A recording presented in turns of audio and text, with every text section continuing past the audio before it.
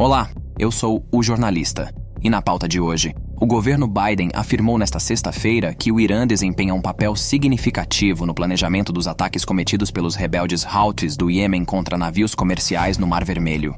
Em um comunicado citando a inteligência americana recentemente desclassificada, Adrienne Watson, porta-voz do Conselho de Segurança Nacional da Casa Branca, afirmou que o Irã não apenas fornece armas e financiamento, mas também oferece treinamento e inteligência tática para facilitar esses ataques ao longo do corredor marítimo crucial. O suporte iraniano ao longo da crise em Gaza tem permitido que Houthis lancem ataques tanto contra Israel quanto contra alvos marítimos, mesmo que, em muitas ocasiões, o Irã tenha transferido a autoridade operacional para os Houthis no que diz respeito às decisões operacionais.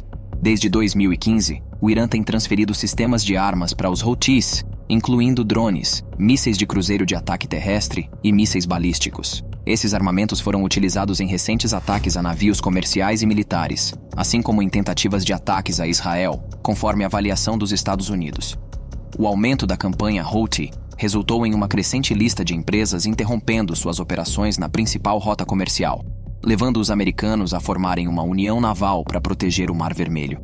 Apesar disso, o governo Biden ainda não reverteu a decisão de não reconhecer os Houthis como uma organização rebelde, sendo que tal medida continua sob consideração. Na quinta-feira, a Grécia anunciou sua adesão à União Naval, liderada pelos americanos, enquanto a Austrália comprometeu 11 funcionários para apoiar a operação, denominada Operação Guardião da Prosperidade, embora sem enviar navios de guerra ou aeronaves. Richard Marles, ministro da Defesa australiano, destacou a necessidade de manter o foco militar na região do Pacífico. A força-tarefa anunciada pelo secretário de Defesa dos Estados Unidos, Lloyd Austin, inclui inicialmente países como Reino Unido, Bahrein, Canadá, França, Itália, Holanda, Noruega, Seychelles e Espanha. Os Houthis, apoiados pelo Irã, justificam seus ataques como apoio para com os palestinos na guerra de Gaza entre Israel e o grupo rebelde Hamas, iniciada desde o dia 7 de outubro.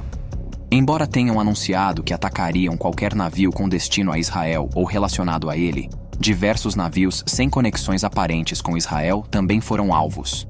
Além disso, vários outros países concordaram em se envolver na operação, embora prefiram não ser identificados publicamente, conforme informou uma autoridade de defesa americana segunda-feira sob condição de anonimato para discutir detalhes adicionais não anunciados publicamente sobre a nova missão.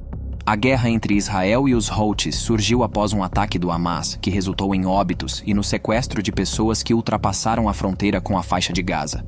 Em resposta, Israel lançou uma campanha militar visando destruir o Hamas e libertar os reféns. Os ataques Houthis em águas estratégicas que levam ao Canal de Suez, responsável por cerca de 10% do comércio global, levaram empresas a desviar suas embarcações, gerando preocupações quanto à segurança na região. Apesar da formação da coalizão naval, os Houthis prometeram manter os ataques, desafiando as medidas da coalizão, e lançaram mísseis e drones contra o sul de Israel, que foram interceptados por sistemas de defesa aérea. E a Rússia não perde por esperar. Os líderes dos governos russo e da Autoridade Palestina uniram suas vozes em um apelo por uma solução de 2 estados, enquanto o presidente da Autoridade Palestina, Mahmoud Abbas, foi além, exigindo um cessar-fogo imediato. Numa conversa telefônica, o presidente russo, Vladimir Putin, assegurou nesta sexta-feira o compromisso contínuo de fornecer ajuda humanitária à faixa de Gaza, ao mesmo tempo em que instou a uma resolução pacífica para os conflitos em curso entre Israel e o Hamas. Conforme comunicado do Kremlin, Putin declarou que a Rússia manterá o fornecimento de itens essenciais à faixa de Gaza, incluindo medicamentos e equipamentos médicos. O líder russo enfatizou a importância de uma rápida cessação do derramamento de sangue e da retomada do processo político. Além disso, defendeu a retomada do processo de paz visando estabelecer um Estado palestino nos moldes anteriores a 1967. O comunicado russo também expressou apoio para com esforços liderados por Mahmoud Abbas na liderança palestina. Inconformidade na Organização das Nações Unidas. O secretário-geral da ONU, Antônio Guterres, condenou os ataques do Hamas em 7 de outubro, repudiando o sequestro de reféns e apelando pela libertação imediata e incondicional dos mesmos. Destacou também a aprovação de uma resolução do Conselho de Segurança da ONU, instando a entrega urgente de ajuda a Gaza e buscando criar condições para o fim do conflito entre Israel e o Hamas, desencadeado pelos ataques do grupo rebelde na mesma data.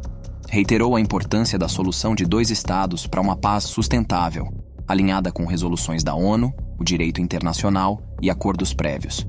Após assistir a um documentário das Forças de Defesa de Israel sobre as atrocidades do Hamas, Guterres expressou consternação, descrevendo a investida como a humanidade em seu pior.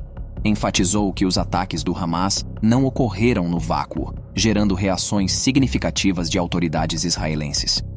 Anteriormente acusado de comentários considerados anti-Israel, enfrenta pedidos de renúncia, especialmente após sua carta pressionando por um cessar-fogo na guerra entre Israel e o Hamas. A recente decisão dos Estados Unidos de vetar uma resolução de cessar-fogo humanitário em Gaza também gerou críticas ao Conselho de Segurança da ONU.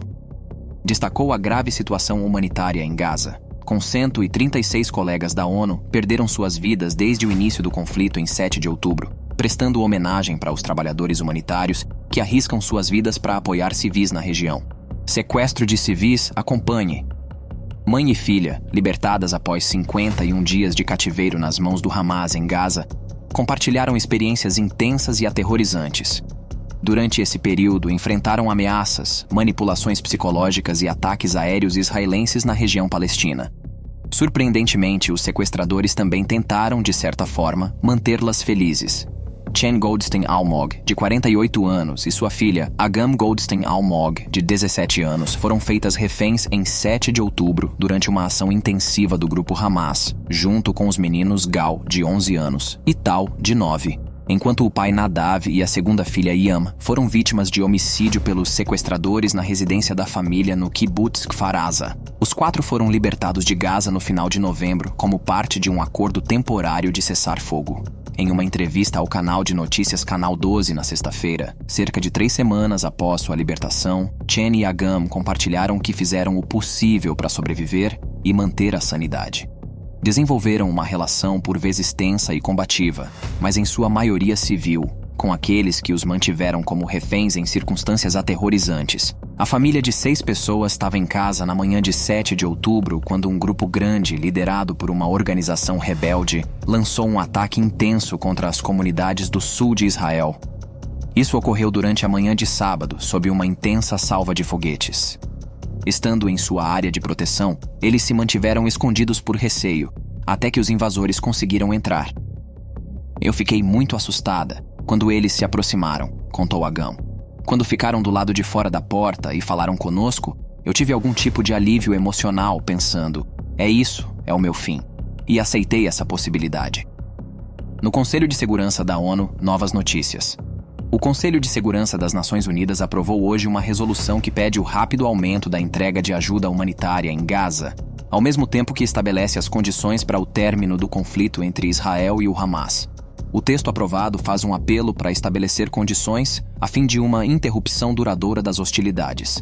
A resolução pede a implementação imediata de medidas que permitam o acesso seguro, livre e aumentado à assistência humanitária, enquanto busca criar as circunstâncias necessárias para uma interrupção duradoura das hostilidades. Essa é a primeira vez, desde o início do conflito, que o Conselho aprova uma resolução incluindo a expressão fim das hostilidades. No entanto, ainda não exige um cessar-fogo imediato e permanente, sendo essa uma posição que os Estados Unidos e Israel se opõem. A resolução reafirma o posicionamento adotado no mês passado, que solicitava pausas temporárias nos conflitos, e reforça a exigência de libertação de todos os reféns mantidos pelo Hamas e outros grupos considerados rebeldes em Gaza. A proposta dos Emirados Árabes Unidos foi aprovada com 13 votos a favor e nenhum contra. Com a operação andando, as massas se movem. A FDI iniciou na sexta-feira a orientação para que alguns moradores do centro de Gaza continuassem com a evacuação para o sul.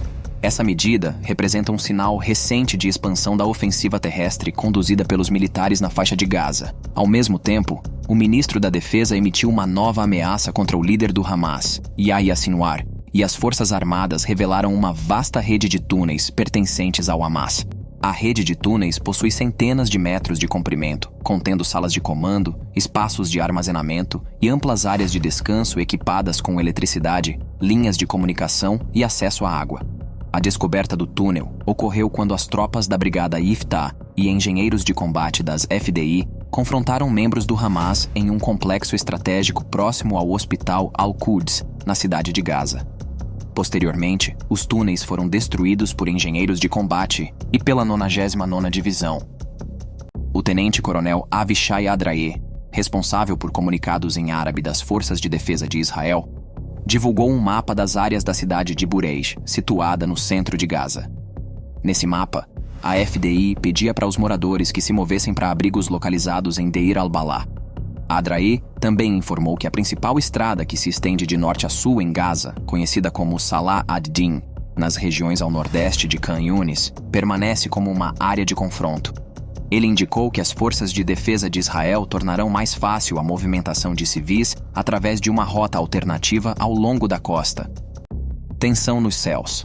Houve recentemente um alarme relatando uma possível infiltração de drones na Alta Galileia, próxima à fronteira com o Líbano. Os alertas foram acionados nas comunidades de Iftah, Ramon Naftali, Malquia e Dishon. Entretanto, as forças de defesa de Israel agora esclarecem que as sirenes foram um falso alarme. O grupo conhecido como Hezbollah já realizou vários ataques no norte de Israel utilizando drones carregados de explosivos. No entanto, é importante notar que também ocorreram numerosos alarmes falsos nesse contexto. Gaza bombardeia novamente. Após quase 48 horas de relativa tranquilidade, tivemos um recomeço da atividade hostil, com foguetes sendo disparados da faixa de Gaza em direção ao sul de Israel. Este ataque provocou a ativação das sirenes na comunidade fronteiriça de Kfar Azah, que em grande parte já havia sido evacuada. Relatos de moradores indicam que foram avistados 4 mísseis interceptores, responsáveis por neutralizar os projéteis iminentes. Até o momento, não há relatos de feridos ou danos resultantes desses eventos. É observável uma notável redução na taxa de lançamentos de foguetes a partir de Gaza nas últimas semanas, o que coincide com o aumento das operações terrestres conduzidas pelas forças de defesa de Israel contra o grupo hostil Hamas. Nada bom para os Estados Unidos, veja. Menos de 12 meses antes do ocorrido em 7 de outubro, o Gaza Sports Club, um dos maiores e mais antigos complexos esportivos em Gaza, passou por uma reforma necessária. Foi realizado um trabalho de melhorias, incluindo novas quadras de basquete, vôlei e tênis, um campo de futebol, uma pista de corrida e, pela primeira vez, instalações sanitárias acessíveis.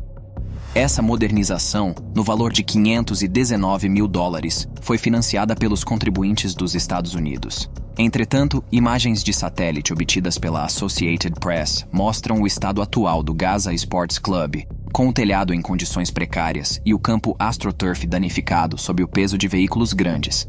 Desde o início de outubro, ao menos 5 projetos comunitários e juvenis financiados pelos Estados Unidos em Gaza parecem ter sido prejudicados ou completamente destruídos, possivelmente durante operações das Forças de Defesa de Israel, apoiadas pelos Estados Unidos. É importante notar que, historicamente e atualmente, os ataques israelenses em Gaza parecem ter poupado, em grande parte, grandes projetos de infraestrutura financiados pelo governo dos Estados Unidos, que compartilhou suas coordenadas GPS e outros detalhes com as forças militares israelenses ao longo dos anos. A resposta militar de Israel na faixa de Gaza foi desencadeada em reação dos incidentes do Hamas em 7 de outubro, que resultaram em aproximadamente 1.200 vítimas em Israel, além de 240 pessoas feitas reféns em Gaza, onde cerca de 130 permanecem em situação de cativeiro. De acordo com informações do Ministério da Saúde, administrado pelo Hamas, mais de 20 mil palestinos perderam a vida durante a campanha aérea e terrestre que se seguiu, sem fazer distinção entre civis e combatentes. Por sua vez, Israel afirma ter neutralizado mais de 8 mil membros do Hamas em Gaza. Por hoje é só, pessoal. Lembrando que vocês podem deixar sugestões e perguntas nos comentários, considere também se inscrever no nosso canal e deixar o seu gostei no vídeo. Até mais!